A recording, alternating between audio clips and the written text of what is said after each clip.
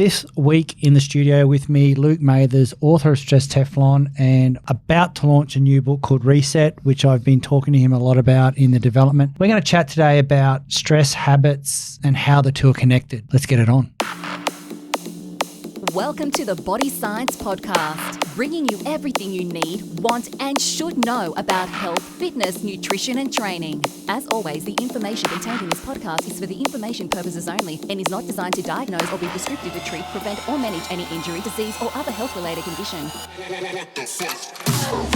This podcast is brought to you by Calm Stress Support. Calm Stress Support is a product on a mission to help you find your calm and live life better. 6 powerful herbs combine in effective therapeutic dosages designed to reduce the symptoms of stress and mild anxiety, soothe the nerves, calm the mind, and support general mental well-being. This revolutionary formula is all about assisting you in finding balance again. Calm Stress Support is the new lifestyle supplement by Body Science, formulated to be the new daily staple in your health and wellness routine that you just can't go without. Welcome to Body Science HQ, where everyone is de-stressed. We've got in the room Luke Mathers, author of Stress Teflon. How are you, mate? Very well. It's always nice to be back at Body Science. Good. And being in an area of COVID and a whole lot of things happening around the world, what's happening in America and all that, I thought we'd get back in and we talk about stress, habits, and how the two are connected. Now, you've written the book Stress Teflon, which people can get on Spotify,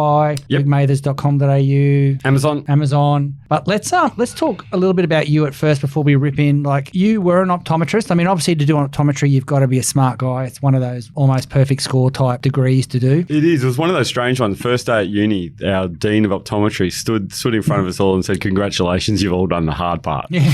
I guess when you do that, you wander in there and you go from being sort of, one of the smart ones at school to all of a sudden being very much the average one, because everyone in it's really smart. And it's an interesting journey why someone like you would want to leave very successful optometry to talk to people about stress. And it wasn't until you're part of a thoughts leaders group, like an international group of forward-thinking talk speakers, is that right? Yeah. Yep. And one of your mentors in that group said something to you along the lines of that what you're doing is very much like optometry. Yeah, she did. This lady, her name's Lynn Kazalian. She's an absolute guru at getting messages across, and she's fantastic at helping people hone their messages of what they want to say. So she works a lot with CEOs and marketing people to get them to hone their message. Yeah. And I was telling her about Stress Teflon, and she's like, "Oh, that sounds really great, and you looked at it from a really good angle, and that's all wonderful." And then I said, "Oh, I'm writing this book, Reset, about how to sort of change the way you think about what you're doing and all this sort of stuff." And how that we, the basis of Reset is that we default to a certain way, we think a certain way because we've always thought that way, and how to reset that and change it. And she was really interested, and there's no greater compliment you can get than a smart person giving you their full attention and being interested in what you're talking about. So I was like, I was chuffed and loving life. And she's kind of looked at me strangely and gone, "What did you do before this?" And I said, "I've been an optometrist. I was part of, the original people that started Specsavers in Australia. And, I had the biggest optometry practice in the country and all of that sort of stuff. And I just had asked which one's clearer, this one, number 1 or number 2. I'd asked it enough times. I did the maths. I'd asked it 5.5 million times. Yeah. And I just didn't want to do that anymore. And I've loved writing books. I've loved thinking a lot and doing that. And talking to someone who was really smart, she's gone, "Well, why not? Isn't that what Reset's about? Sort of looking for another option and which one's clearer, this one or that one?" And I'm like, "Shit, yeah, you're probably right." So you're writing the not optometrist book then? Yeah, I guess. I guess the beauty of Reset is it's all about sort of finding, well, what's another option in this, and not just going with what our default. And that's where you started with Stress Teflon. Like, one of the big plays in Stress Teflon was the fork in the stress road. Stress road. That's one of the things that I'd never heard of before. I made it up. Yeah, but that's your thing where Reset's coming from, because that's your time when you got to sit and think, like, where am I right now? And obviously with the fork, it's about, am I about to blow up or not blow up, or am I about to get stressed or think about this? But Reset is a similar concept to that, in that you always have the two options. Which way do you want to go? Do you want to go with the tide, against the tide? Yeah. Yeah. You do. And one of the things we talk a lot about in Reset are habits. Yep. All right. And habits control, there's estimates anywhere between 45 and 75% of the things that we do. A lot of things we do are done on habits. You have a think about it. Could you imagine if every time you got in the car, you had to think, well, where do I put my keys? Which one's the accelerator again? How do I hold this? How do I turn left? All of those things are just done habitually. We don't think about them. They're just done on autopilot. And if we didn't have that, our brains would have to be, 5 times the size they are now to have the computing power to be able to do that. Yeah. So we have habits for a reason. They're a really good thing. They get wired in so that we don't have to think about it. We just go down a familiar road. And that's really good. We need that. But the hassle is quite often the familiar road that we're going down isn't the one we probably should be going down and isn't the one that's helping. And so one of the things I want to do with Reset is make people work out which road they're going down and which road they want to go down and make sure the two are aligned. So, mate, why is this relevant? Why is it relevant? Yeah. Yeah, it's a really good question, isn't it? I think the main thing it's relevant with is that we're all just doing things by default. You think you come out of uni talking about getting into optometry and you had to get at the top of your class and all of that sort of stuff to get into optometry. And it's true. Almost everyone that gets the top of their class goes and does medicine. It's a default. Yeah. They might end up absolutely miserable. They might be terrible doctors, but they do things by default. And there's a lot of things that we do things by default. And there's a lot of things that stress induces certain behavior. You're going to change your behavior because of stress. And whatever your default is sometimes gets you in trouble and doesn't help. And so I want people to actually stop when they get to that point where I'm feeling stressed now. Get curious, notice that you're feeling the stress, and then take the road that actually helps. So, mate, how do we stop as humans to get curious? I mean, it's really easy for you to say, here's my theory, get curious. And let's just put a scenario out,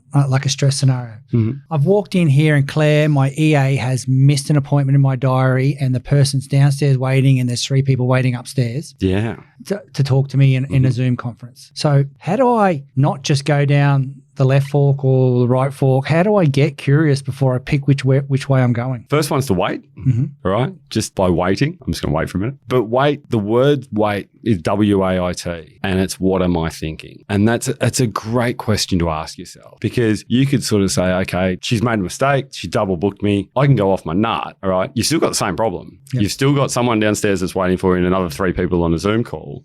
And now you've also got a very upset Claire because you've yelled at her and been not very nice. I never yell.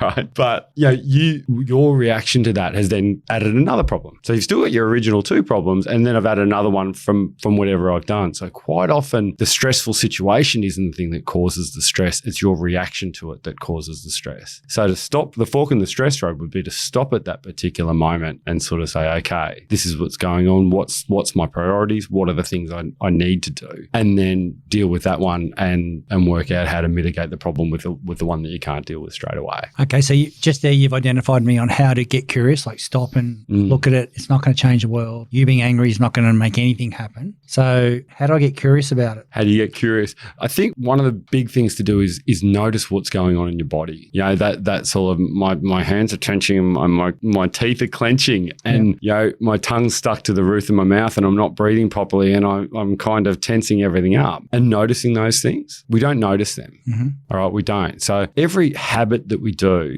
has a cue. It has something that you do and it usually has a reward at the end. Okay. All right. So if my cue is I feel hungry, I go to the fridge, I eat something nice, I don't feel hungry anymore and that tasted good. That's my reward. All right. What you've got to do in those sort of stressful situations is plant cues in there. Okay. Something's stressful, something's happened. I could blow up deluxe and yell and scream and throw toys out of the pram, or I could use that. Okay. Something's gone wrong. I can feel myself tensing up. That's my cue to say, okay, what's my best option here? And just stopping for those 2 or 3 seconds and sort of saying, what is my best option here? Which way do I want to go?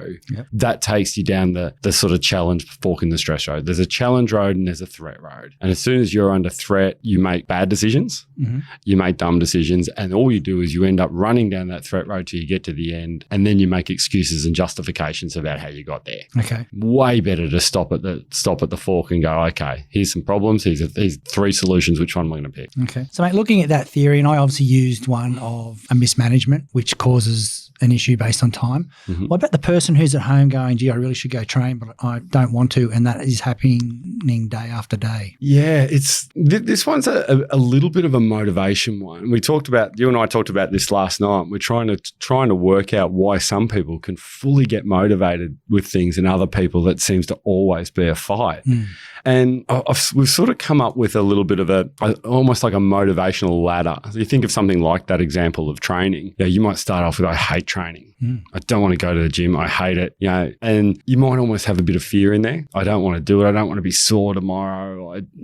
I just hate it. I don't want to do it. And that's the very bottom line. If you're doing that, your chances of working training and exercising into a habit that you're going to enjoy are so far. Yep. That's not going to happen. So you've got hate at the bottom, all right? And above that, you kind of got hope. Yeah, okay, I'll join the gym and, I hope I'll go. Yeah. You know what I mean? You're still fighting against the tide because you're not really wanting to, all right? Then you get to a point where you need to. You think, okay, I just need to do this. And then above that, we're still on the fight here though, aren't we? Yeah, we're even still at on this the fight. phase, we're still in the fight phase, yeah. You're still in the fight. And then eventually you get to the point where, okay, I agree to, I'm going to do it. But even at that stage, you're still kind of swimming against the current. You're still swimming against the tide because you're sort of forcing yourself to do something you don't really want to do. Yeah. But there's something happens round about that point where you're kind of agreeing to do stuff that you actually start doing it. And when you start doing something good like exercise, you then can, if you start noticing how you feel after the exercise, you kind of go, oh, that felt really nice. I felt good. That was a good run today. That was a good train. And then all of a sudden you get into this other stage where you start to really like exercise. All right. And then people like you and I actually get to the point where they really, really love it. And they just, I can't go a day without exercising. Yeah. You know what I mean? And so you think of the motivation to exercise when you're in that top of that ladder and you're loving it compared to the bottom of it and you're sort of, hating it or hoping that you can go and get the motivation to exercise. Some of them, it's an easy thing and you're swimming with the current and you're swimming with the tide and you just do it and it's a great thing. The other ones, you're always pushing against it and trying to the hassle is we try and get from hating it to loving it. And you kind of can't. You've kind of got to walk up the ladder. You can't take 3 steps at a time. Most of it comes from action. You've got to actually do stuff and notice when something feels good. So acknowledge when something feels good. Yeah, absolutely. There's a guy called BJ Fogg from Stanford in the US. If you want to read a book about habits, he wrote a book called Tiny Habits. And one of the things he talks about is he called it sunshine. He didn't have a word for it. I love the word sunshine. And he says that after you do something good or something that's getting you to where you want to be or something that's a goal that you want to do, is to just give yourself a little pat on the back, give yourself a little, well done me, blow a little bit of sunshine up your bum. And there's something really cool about that because there's a thing called operant conditioning. And what operant conditioning means is that we repeat the things that feel good. We want to not do the things that feel bad. And we always take the path of least resistance. The path of least resistance is the habit part of it. And the way to form habits is to make sure that we attach the habits to feeling good. All right. I felt good about doing that. It might have been a really hard train and your body's like jelly and all of that sort of stuff. But if you can frame that at the end of saying, that felt awesome. I did so well with that. I hit a PB on bench press and I did all of those things. Then all of a sudden you're getting that, what BJ Fogg calls sunshine. You're getting that feel good feeling at the end of it. And then your brain's associating that with something it wants to do again. So you're getting that conditioned response of, I want to do this again. And all of a sudden you're moving from, need to and agreeing to do something to actually liking and loving it. And then you start swimming with the tide and creating a new habit isn't hard then. That's an interesting concept. And that's a lot more of that is a lot of people and a lot of talks I've done with you have all been about what you do pre getting stressed or when stress is happening. This is a post. It's just finding that reward and noticing doing good things is a really important thing. Just to be able to sort of, if you want to repeat something, you've got to notice what the good parts about it were when you finish doing it. Yeah. All right. And that part's really important. We don't do that. There's a chemical that gets released in your brain after you've exercised for longer than about 30 minutes. And particularly if you've done hard exercise for longer than 30 minutes. And the chemical is called BDNF, which is brain-derived neurotrophic factor. And when you say things like that, you sound really smart. Yeah, you sound pretty smart there for a second. Yeah. But BDNF is basically brain fertilizer. It actually makes your brain, it stimulates your brain to make new brain. So if you want to change your way of thinking, making new brains is a pretty good way to do it because you change connections in your brain and it stimulates your brain to be more flexible, more malleable. They call it neuroplasticity. So it's where the neurons and the wires in your brain can change. And after doing exercise, you produce a whole bunch of this chemical that actually makes your brain more plastic. The hassle is that once you do that, what are you doing after you finish exercising? Are you then, oh shit, I've got to get to work. I'm having a protein drink, Luke. I don't know about you. Protein drink would be good. And protein drink's great because it again tastes great, particularly the body science ones, lean 5. The banana one's awesome. You're a banana man, are you? I love the banana one. I can't get away from the caramel. It's actually, I don't know if you've ever noticed cyclists go out there, they have their Lycra on, they always want to have coffee at the end. They love their coffee at the end. There's a little element of they've been riding their heads off and they've been going hammer and tong. They've got BDNF everywhere. Their brains are super flexible. Their way of actually saying that was a good ride and buying sunshine is actually having a coffee. Those people have then become super addicted to coffee because their brains become malleable and then they've gone and have coffee as their reward. So their coffee then, the pathways, the dopamine pathways that tell you that this is a good thing, I want to do this again, become reinforced from the BDNF and then going straight into the coffee afterwards. You know where I struggle with all this when I sit back and look from the outside in is these are all really good concepts and ideas. How do I make that part of my life? I know you're saying stop, get curious, think and do all these things. Yeah. But like just looking at my day today. So came in, had a 9 o'clocker that led into a 9:30 that led into a 10 o'clock that then had a group here where we had a meeting until 10:30 and it all gets done. And I'm not making out that I'm any different to anyone else. But for the people out there listening, these are really, really good ideas.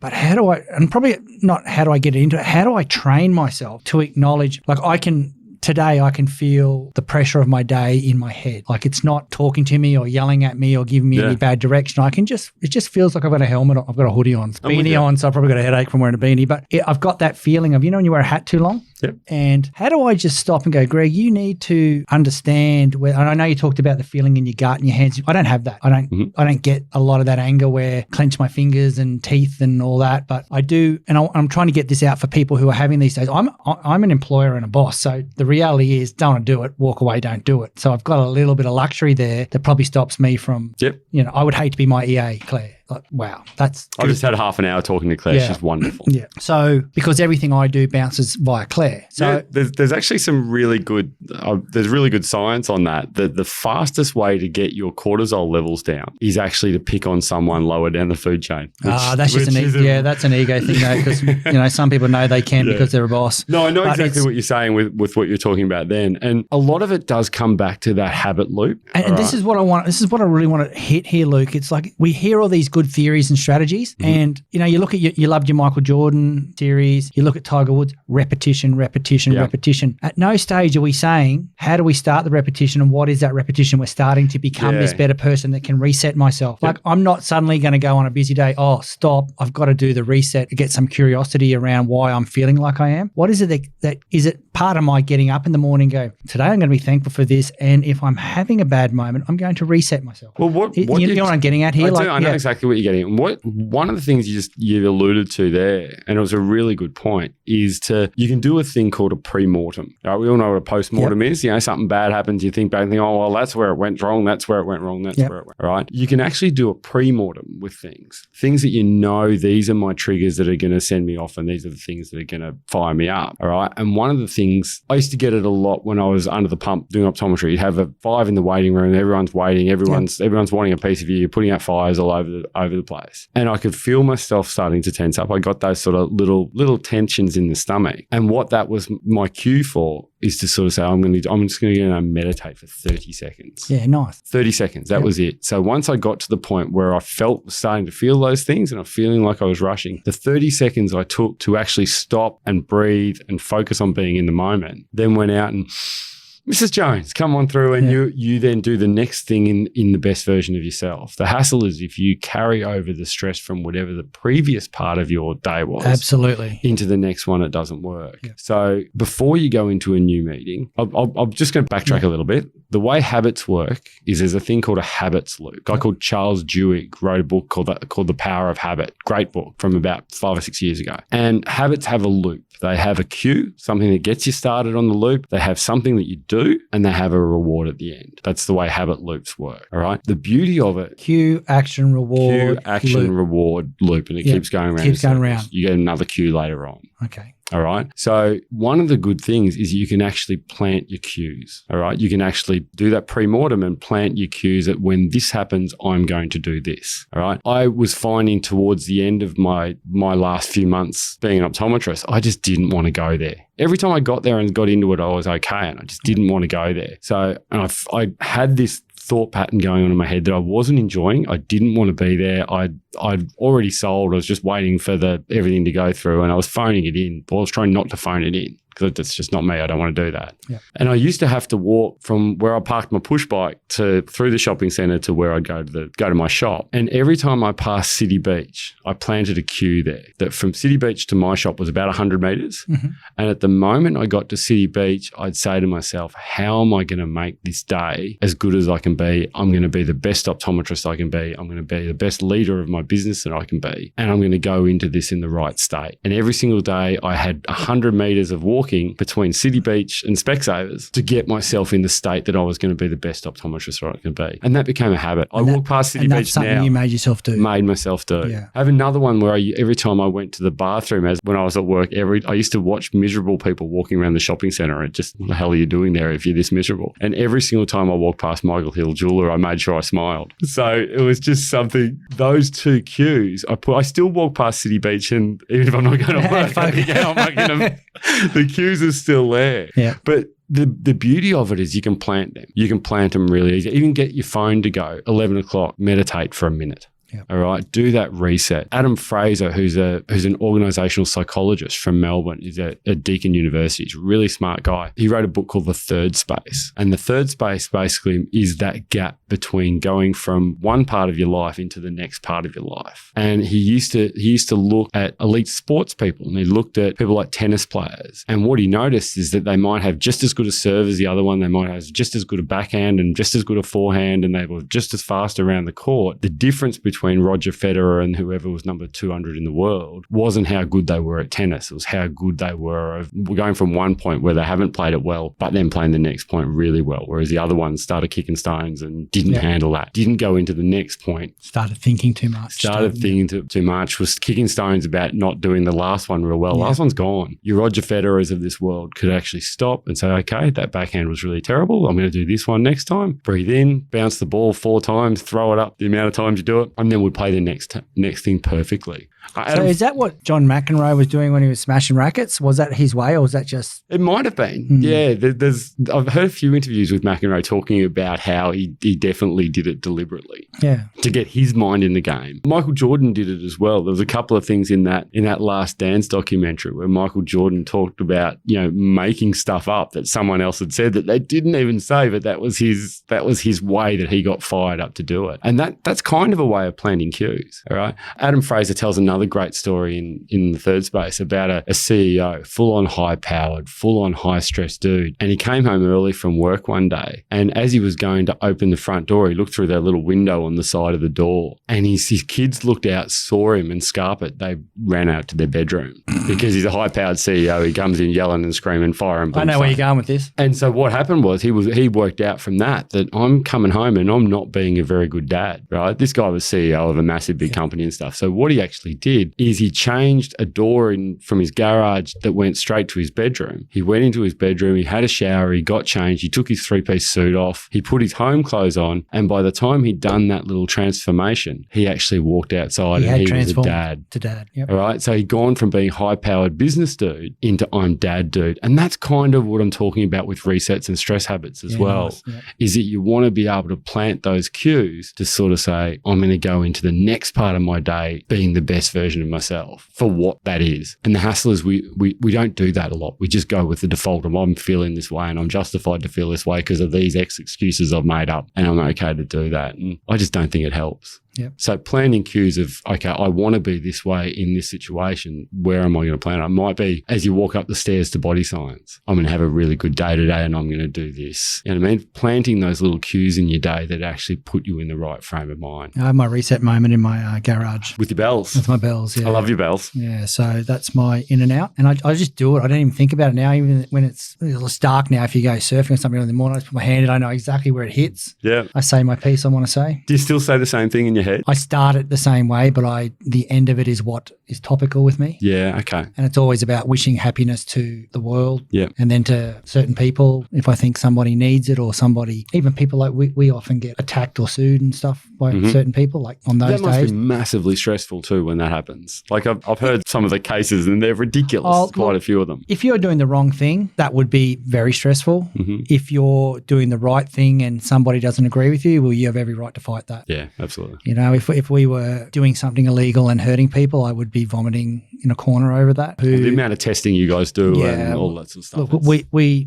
I'm happy to go to sleep at night with what we do as a brand. We're 21 years old. It would have been that type of thing gets found out pretty easily, pretty quickly. The world changes. You know, people believe in different things and the way things are done and, you know, raw versus packaged versus clean. You know, we just adapt and grow, and some people like that, some don't. There's always going to be haters. I always got amazed with that, how well you seem to take that in your stride. Legal issues that seem really frivolous and they don't seem to hassle you too much. And how do you do that? How do you compartmentalize that? Well, mate, I think it's a lot to do with how you talk about stress. You know, there's two sides to legal. There's good legal and bad legal. You know what I mean? Like if you get a letter across your desk that says we don't like what you're doing, that's bad legal. But on the other side, I have good legal that says you haven't done the wrong thing, Greg. Don't worry about that letter. We got you covered. Yeah, okay. And that's a very simplistic overview, but that's the truth of it. It's not my lane. I can't change what someone thinks about me, and I have the right to sue someone tomorrow too. That's not my driver. No. And in fact, we don't really attack anyone in that area because I've got better things to do than play in that area. But and it's part of my resetting myself each day is I'm not going to get up and sue someone today. I don't want to. You know what I mean? I'm not going to get into a fight with anyone today. I don't want to. You know, I have those chats with myself regularly because I know who I'm talking to. I know where I'm going. You know, we deal with some big organizations, and we're a small player. We're two families that own a business that's been going for 21 years. We're not Nike. We're not Coke. We play in the same shelves they do, though, in the same stores that they do. And I've got a great team around me that I know and I believe and I trust in, mate. And I think that's part of, you talk about your reset process, but you've got to have your base right before you can reset. Yeah. You know, and my base is good. I've got a strong base around me. I've had a long time to work out what that looks like and feels like. I've got a good partner. I've got a good life partner. I've got a great crew at work. You know, my division's called the Octagon and we love it. You know, bring the fight. We're in. So for me personally, I look at a lot what you do, like your Stress in the Fork Road and all the things you do. I really try to be that person now because it's really easy to go, the fuck are we what? You know, like who did that? And then as soon as you say that, you go, oh my God, I've just alienated someone because I'm the boss. But what you've done then is you just noticed, you've almost used that I've stepped over the line as my cue. Yeah, exactly. And that's a really good time to stop and say, okay. So I haven't done that for a long time, you know, and I got mentored through that process. Like that was one of the things. And when I looked at, we did a lot of personal development here at Body Science for a while, where we had funds to work with team, funds to work on me, funds to work with Nathan and all that. And we looked at what we were going to do. And you were part of that. Your group came in and did a lot of talking to our team on Carlos, and we'll touch Carlos later. Carlos is the better version of me, or you, I should say. But for me, it's very much, and as someone, like I can really have collateral damage in what I do. If I start coming in here and going, blah, blah, blah, Claire will just look at me, come in with a bottle of water and go, I don't think you've drunk any water today, Greg. That's her cue to me. That's her cue to me, like, let's just cool down. Let's just get to a pace where the world is at the same, we're not in Greg's lane here. We're all going at the same pace with the same direction. So she's got her cues that I understand is a cue for me to go, okay, I'm probably running a little bit fast here and I'm just going to slow down, because it's really easy to have a vision and have a hustle and all those garbage words that people use. To me, that's just life. Okay, so that my perspective on that is that's just the life and how I choose to do it. But I do have these reset moments where I sit and stop and I wait. Yeah. And I think we've called them here habitually like a pop moment. Okay. Just let it pop. You know, have a think about how bad was it? Because you know what it's like. As soon as something's going to go wrong, you've visualized it 45 different times in 1 second before it actually happens, if it does happen. There's a thing in the book I have that talks about, of the things you worry about, how many of them actually come true. Oh, the percentage would be low, wouldn't it? 85% of them don't. Yep. 85% of things you worry about don't come true. 12% do come true but don't have the really bad outcome that you thought they would. And 3% come true and do have the bad outcome. Yeah. So it's 3% of things. So 1 in 33 things that you worry about actually come true and have the result as bad as you you imagined that the result would have been. Yeah. That's not very many. 1 in 33 is not coming up very often. My big thing now too is, and I don't look at things as now.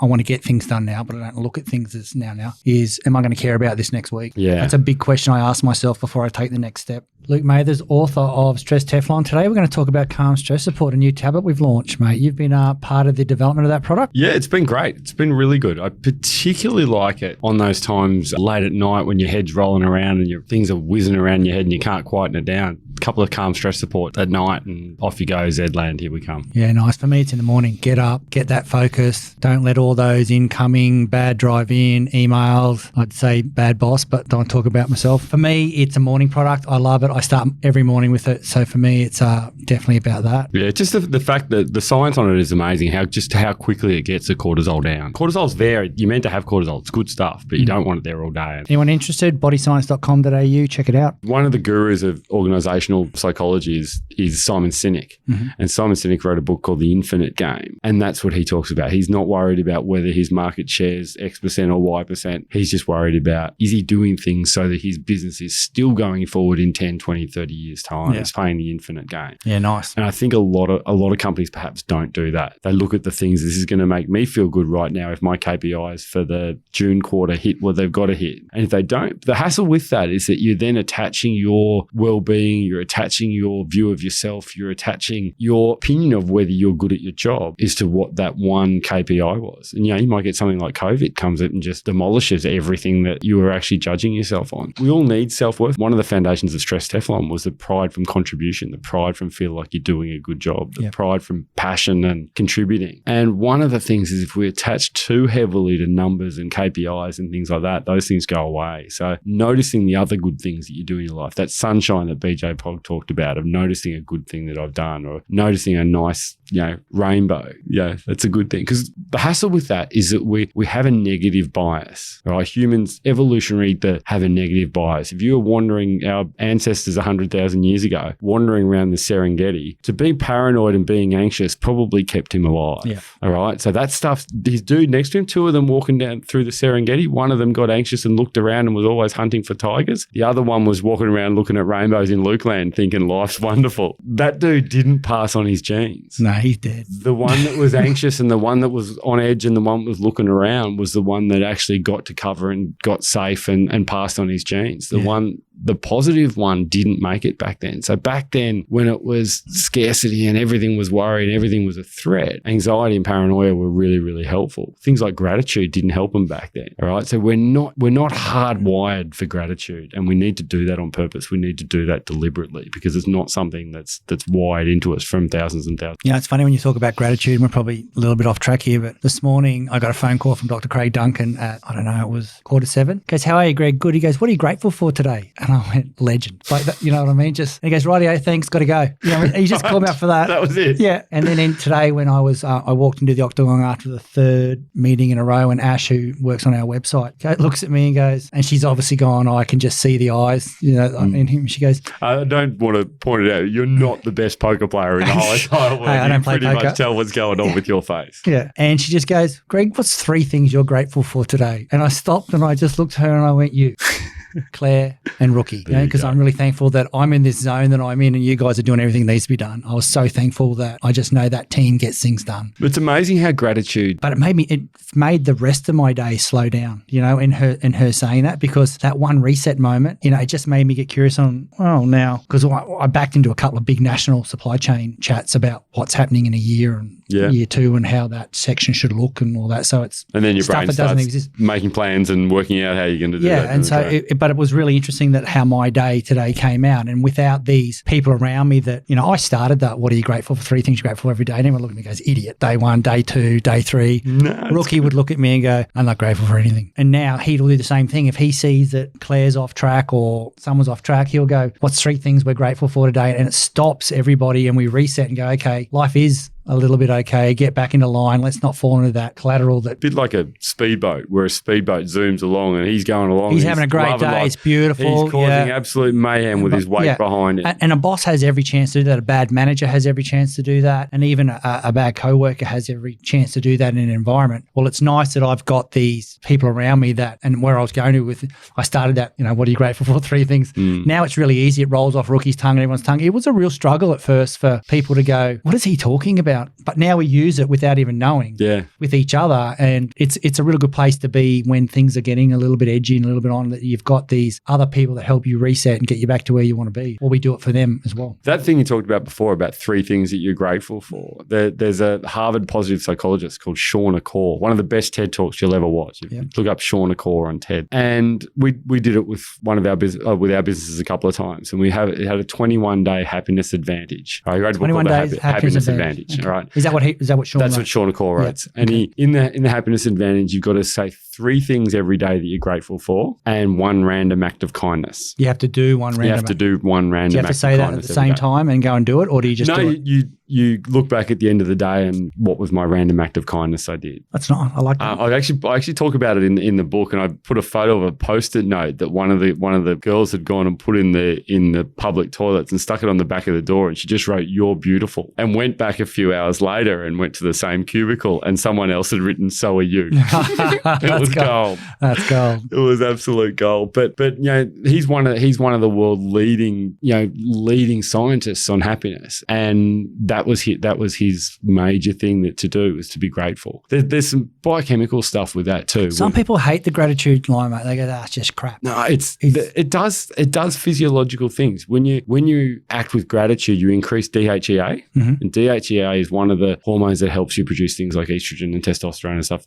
I'll stay in my lane and let Mac talk about something like that. All right, but because gratitude does that, it also decreases cortisol. All right, so we want cortisol to come down. That's the star of the stress chart. Cortisol is the thing that makes people sick and all of that sort of stuff when it's too high. Calm stress support, which we talked about earlier, love that, gets your cortisol down. All right, but so does being grateful, because it increases your DHEA levels, which actually then decreases your cortisol levels. So there's an inverse relationship for that. So there's something really good about gratitude and getting into that habit. And again, planting the triggers for that habit. I'm going to brush my teeth and I'm going to leave a little diary next to my toothbrush. And when I finish brushing my teeth, I'm going to write my 3 things that I'm grateful for. Yeah, well, I do a little differently. I spend a lot of time with Dr. Craig Duncan, as you know, chatting about, and he monitors Nathan and I every day through his app that he's got. But part of the things that we do is, as soon as you wake up, 3 things you're grateful for straight away. Yeah, okay. Bang, bang, bang. A lot of them are repetitions, because I'm always grateful for my family and the life I've been given. Like, always something that I'll always be grateful for. I could make changes at time, and I don't think I actually would. I love where I sit in that place, but that's something I do. Put my feet on the ground, and before I get up, and just make myself do that. But what you're doing there is planting cues, all right? And we can do that. But the hassle is you've got to do it on purpose. I do on purpose, because it's really easy to get up and grab your phone. It's really easy to go and bust and go to the toilet. Whatever it is you've got to do, you've got to stop yourself and go, yes, I am 51 and I am busting, but I'm going to sit here and be grateful. Yep. And I do that every day. And then I look at the text message to see if we're going surfing. Yeah, okay.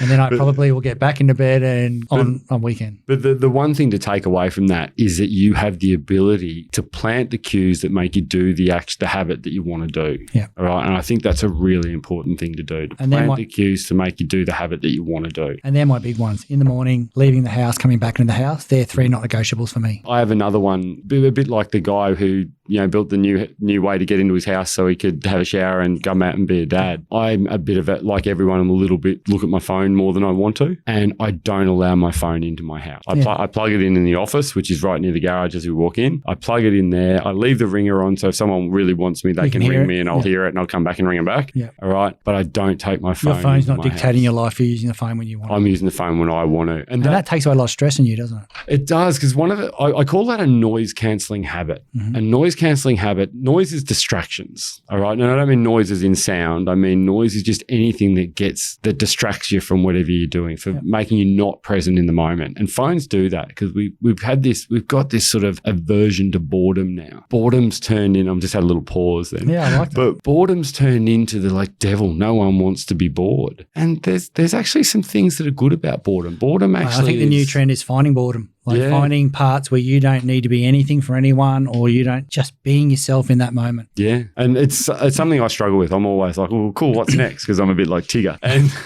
and just bouncing around and want to find out what's next. And there's something about just stop and sitting in the moment, which is really, really good. And because we've got all of those distractions coming at us all the time, and our phones are a big one, they're right in our pocket, they're right ready to go all the time. Putting that in another room is what I call a noise cancelling habit. It's something I don't have to think about now because it's not within reach. It's not giving me buzzers and cues to say, look at me, look at me. Yeah. And by doing that one thing has actually eliminated 5 or 6 or 7 or 20 distractions that I might have had over the next couple of hours. So try and think of what are some noise cancelling habits that you can do. Habits that you can do once and they stop you having to, resist a distraction for the next 2 hours. I think that's another one to try and plant into your day as well. Well, mate, some good tips there. At the bottom of bodyscience.com.au, if you click on the podcast link, we'll put some of those books that you mentioned, and so people can find them. Because quite often people go to me, I listened to you on Luke's podcast. What was that book he talked about?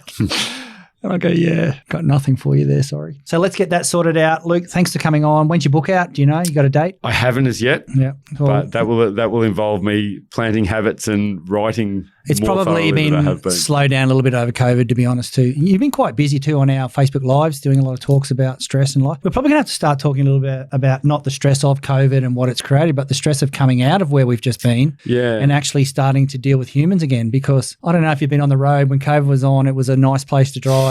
It's a little bit different to drive these days. It's getting busy again. It is. Life's getting busy and the world is taking a different I think going back to what we talked about before is we have defaults and we're going to default back to exactly how we were before, all right? And there's heaps of things that we found in COVID that were actually an advantage. We played Monopoly with my wife and daughter the other night. My family's been doing jigsaw puzzles and actually kids cooking dinner at night. Like that just hasn't happened before. There's things that we've got to sort of deliberately say, well, these X, Y, and Z were really, really good over COVID. I want to make sure we hang on to them and not just defaulting back to life needs to go 1,000 miles an hour. I think if nothing else, COVID's taught us that we've got to slow down. We've got to learn to relax a little bit and we've got to sort of take some notice and be grateful of some of the good things that are around it. If you want to get in contact with Luke, lukemathers.com.au, his Instagram account is finding.carlos. Is that your Instagram account? That's one of them. Wow. That makes sense. Very all people out there going, what's he doing? If you're looking for anything from Body Science, bodyscience.com.au, get on board. Thanks for being part of our podcast. And if you can tell a friend about it, we'd appreciate it. Thanks, team. Thanks, mate. Today's podcast was brought to you by our partners in Fit, Happy and Healthy, ASN, Nutrition Warehouse, DY Discount Vitamins, Fat Burners Only, Evelyn Faye, Mr. Supplement, or find a retailer online at bodyscience.com.au/retailers.